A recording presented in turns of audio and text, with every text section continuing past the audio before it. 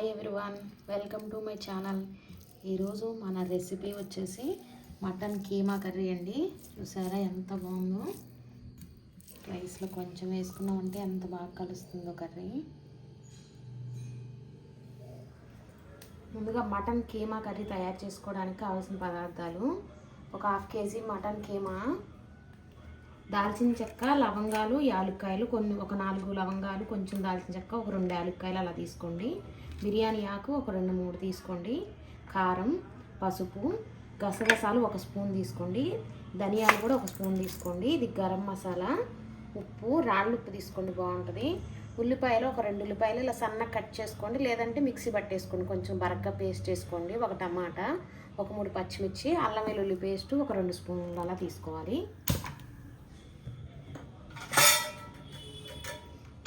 Pan పెట్టేసుకొని ముందుగా గసగసాలు, ధనియాలు, దాల్చిన చెక్క, యాలకులు, లవంగాలు ఇవి కొంచెం ఫ్రై చేసుకోవాలి. ముందు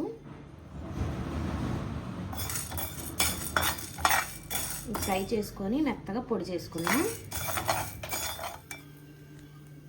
ఇవి బాగా ఫ్రై అయిపోయాయి. ఇవి పూర్తిగా చల్లారాక అప్పుడు మిక్సీ పొడి చేసుకుందాం. మిక్సీ జార్లో వేసి ప్యాన్ పెట్టేసుకొని ఆయిల్ వేసుకుందాం. ఒక 4-5 స్పూన్స్ ఆయిల్ ఉంటుంది. ఇప్పుడు ఆయిల్ హీట్ అయిపోయింది. ఉల్లిపాయలు వేసేసుకుందాం. పచ్చిమిర్చి కూడా వేసేసుకుందాం.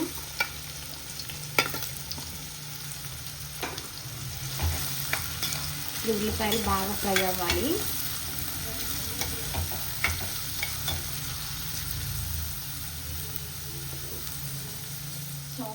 పసుపు ఒక 1/2 స్పూన్ పసుపు వేసుకోవాలి.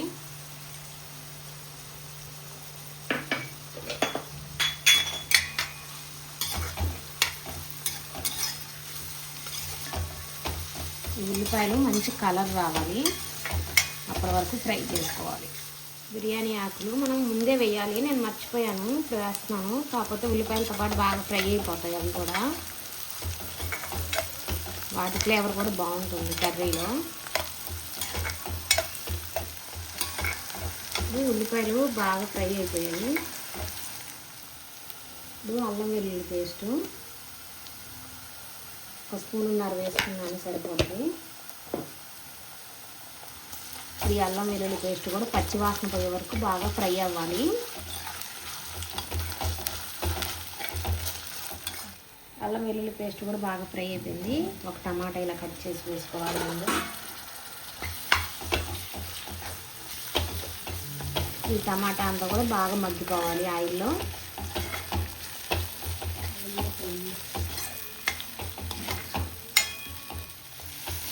ఈ టమాటాలన్నీ బాగా మగ్గిపోయాయి.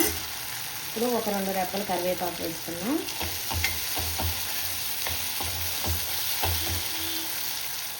ఇప్పుడు కీమా కూడా వేసేసుకున్నాం.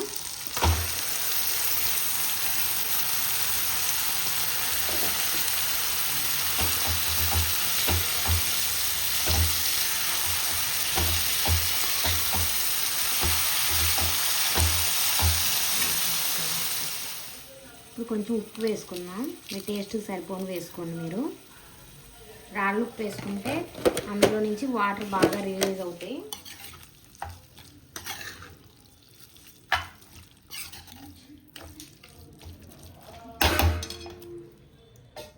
ఇప్పుడు మూత పెట్టేసి మగ్గించుకుందాం బాగా.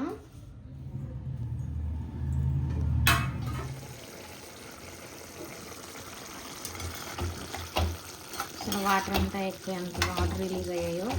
సాల్ట్ వేసి మూత పెట్టుకుంటే వాటర్ ఎక్కువగా ఉంటాయి. ఇప్పుడు కారం మీ టేస్ట్ సరిపోని వేసుకోండి. ఆల్రెడీ మనం పచ్చిమిర్చి కూడా వేసాము, మసాలా కూడా వేస్తాము, దానికి తగ్గట్టుగా వేసుకోండి.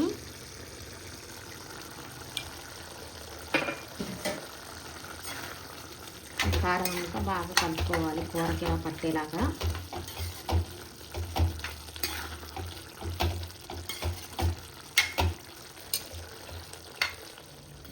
మనం ఇందాక ధనియాలు, లవంగాలు, గసగసాలు అన్నీ వేయించి పొడి చేసుకోవాలని చెప్పాను కదా, అది వేయించాము ఇందాక మనం. ఇప్పుడు పొడి చేసి పెట్టుకున్నాను నేను. ఇప్పుడు ఈ పొడి కూడా కొంచెం వేసుకోవాలి.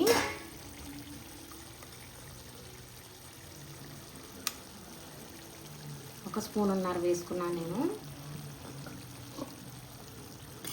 ఇప్పుడు ఈ మసాలా అంతా ఈ ముక్కలకు బాగా పట్టేలాగా ఈ కీమాకి అలా ఫ్రై చేసుకోవాలి. మళ్ళీ ఒక 5 మినిట్స్. ఇప్పుడు మళ్ళీ ఒక 2 మినిట్స్ అలా మగ్గించుకున్నాం. ఇప్పుడు మనకి ఇది మగ్గుతుంది కదా కూర. ఈలోపు ఒక గ్లాస్ నిండా వేడి నీళ్ళు, ఒక 1/2 లీటర్ కొంచెం తక్కువ నీళ్ళు ఇలా మరిగించుకోండి.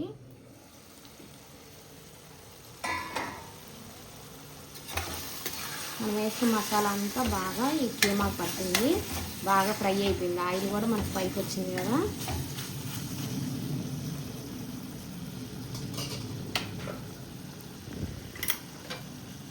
ఇప్పుడు మనం మరిగించుకున్న వాటర్ ఒక గ్లాస్ వేసాను నేను.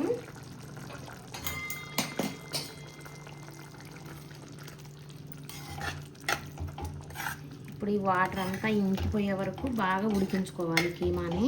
ఇది ఇలా ఉడుకుతుంది కదా, మనం ఆల్రెడీ మసాలా దంచి వేసుకున్నాం కదా, అది వేసుకున్నాక ఇది గరం మసాలా, ఇది కూడా ఒక 1/2 స్పూన్ వేసుకుందాం.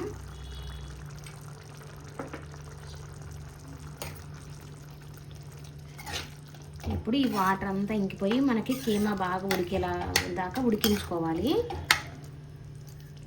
ఇప్పుడు మూత పెట్టేసి ఉడికించేసుకుందాం. ఒక 1/2 గంట పడుతుంది మనకి ఉడకడానికి.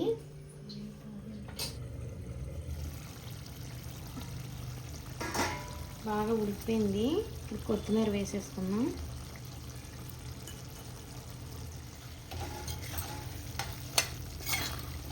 కొంచెం ఇలా గ్రేవీగా ఉంచుకుంటే మనకు అన్నంలో కలుపుకోవడానికి బాగుంటుంది.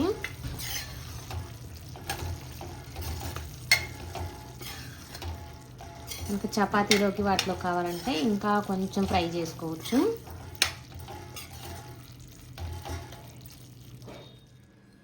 కర్రీ రెడీ అయిపోయింది. ఇలాగే మీరు కూడా ట్రై చేయండి. చూసారా ఎంత కలర్ఫుల్గా ఎంత బాగుందో కర్రీ.